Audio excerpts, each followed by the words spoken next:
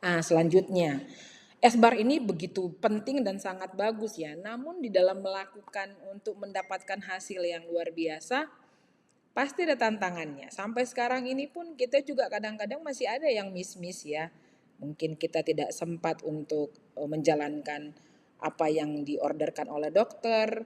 Masih ada kendala-kendala atau mungkin hambatan-hambatan. Nah, beberapa tantangan ya yang dihadapi dalam penerapan SBAR di lingkungan medis ini mengidentifikasikan dan juga mengatasi hambatan dalam implementasi di sektor kesehatan. Yang pertama, apa sih tantangannya?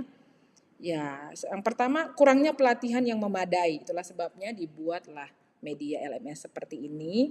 Dan salah satu materi kita di KKD ini adalah untuk menambah pengetahuan kita bahwa ternyata masih banyak loh staf medis yang belum mendapatkan pelatihan yang cukup untuk menerapkan SBAR yang bisa menjadi salah satu kendala menghambat efektivitasnya kita dalam berkomunikasi. Jadi yang ikut pelatihan pun kadang-kadang masih perlu terus untuk mengulang terus, mengasah terus. Nah, untuk itu harus terus memotivasi diri ya untuk ikut terus pelatihan dan terus ada perubahan pastinya.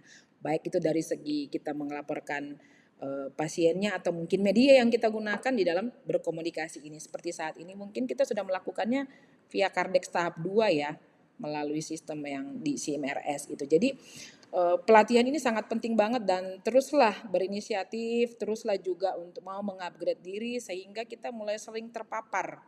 Semakin kita sering meningkatkan kualitas kita di dalam pelatihan itu akan sangat membantu kita juga di dalam melakukan perawatan yang lebih efisien lagi.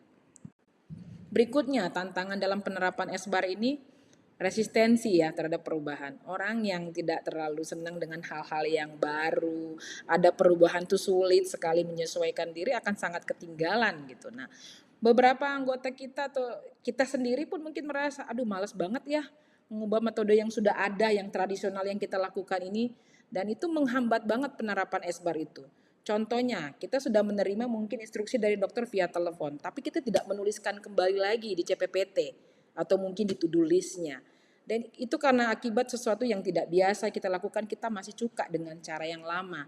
Ini adalah salah satu tantangan, khususnya kita juga di bagian diklat dan manajemen ini resistensi terhadap perubahan ini, ya baik dari segi orang perawatnya juga ataupun dokter juga lupa ya atau mau tetap dengan cara-cara yang lama. Jadi yuk mari kita berubah untuk melihat setiap ada perubahan yang baru jika lebih baik, kenapa tidak kita gunakan cara yang lebih simpel mungkin dan boleh juga kok memberikan saran-saran supaya kita lebih efisiensi lagi jika ada saran yang tidak menutup kemungkinan ya untuk kita menambah pengetahuan kita dengan berbagai latar belakang kita yang mungkin pernah punya pengalaman boleh share juga sehingga tantangan ini bisa kita lewati dan kita juga tidak terlalu resisten dengan sesuatu perubahan kalau menuju ke arah yang lebih baik dan lebih efisien dan tentunya pasti lebih efektif. Ya mari yuk kita sama-sama untuk memperbaiki rumah sakit kita ini untuk lebih baik lagi untuk kedepannya gitu untuk perawatan yang kita lakukan ke pasien. Tetap tujuannya adalah keselamatan pasien.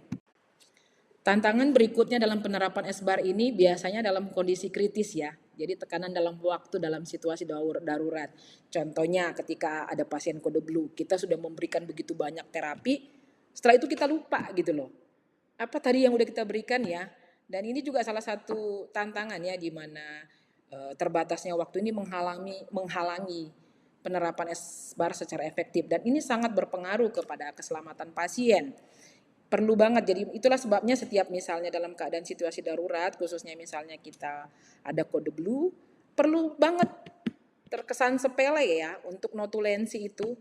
Namun dari situ nanti kita akan tuliskan kembali apa saja yang sudah kita berikan kepada pasien sehingga kita juga safe juga ketika suatu saat misalnya nanti kita dituntut atau misalnya diminta klarifikasi kita sudah menuliskan dengan baik, mendokumentasikan dengan baik yang kita sudah lakukan ini dan juga pastinya kita sudah menjalankan sesuai dengan prosedur. Tetap tujuan utamanya adalah berpengaruh kepada keselamatan pasien. Jika kita sudah melakukan semua sesuai SOP, kita tidak ada kekhawatiran lagi gitu loh. Jadi tidak ada alasan walaupun di dalam tekanan waktu dalam situasi darurat penting sekali. Walaupun mungkin kesannya sepele seperti saya katakan tadi, notulensi itu penting untuk nanti kembali mendokumentasikan apa yang sudah kita berikan terapi kepada pasien kita.